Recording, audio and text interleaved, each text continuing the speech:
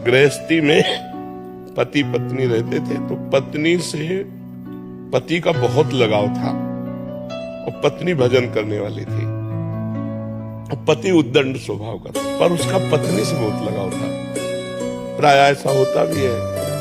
तो पत्नी से उसने कहा कि मैं तुम्हें कभी छोड़ूं नहीं, तुम हमें कभी न छोड़ो।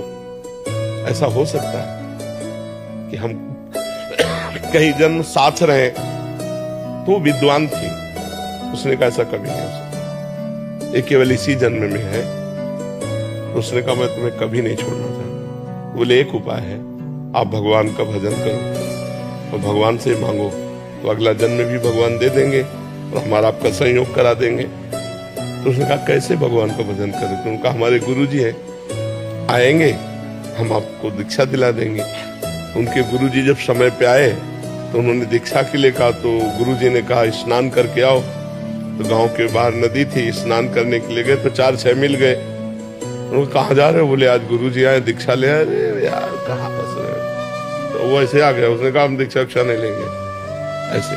तो उनका देखो हमने भी प्रार्थना भगवान से की है कि अगला जन्म कम से कम हमारा तुम्हारा साथ हो। और अगर तुम भजन करते तो हमारी बात भगवान सुन लेते, लेकिन तुम भजन नहीं कर रहे हो, इसलिए मुझे लग रहा है हमारा तुम्हारा साथ इसी जन्म तक है। उसने कोई ध्यान नहीं दिया। अब पत्नी थी तो ज्यादा, दोनों का जब शरीर छूटा तो पति के राग के कारण उसकी मुक्ति नहीं हुई और एक राजा की राजकुमारी बनी हुई, पति के राग के कारण। और पत्नी भजनानंदी थी, तो उसके संकल्प के अनुसार वो अपने कर्मानुसार जड़ योनि हाथी की प्राप्त किया। पर उसी राजा के यहाँ जहाँ बहुत से हाथी रहते थे, उनमें हाथी का बच्चा बनकर के वो आया।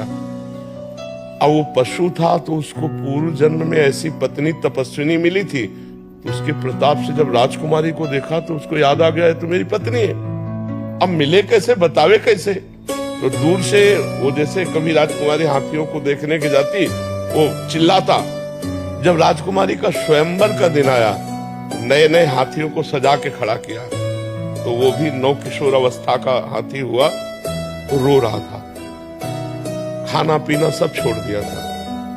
तो महावत ने राजा से, इस हाथी को कोई रोग नहीं, हमने चेक करवाया, पर ये न खा रहा है न पी रहा है, रुदन आंसू चल रहे हैं इसके।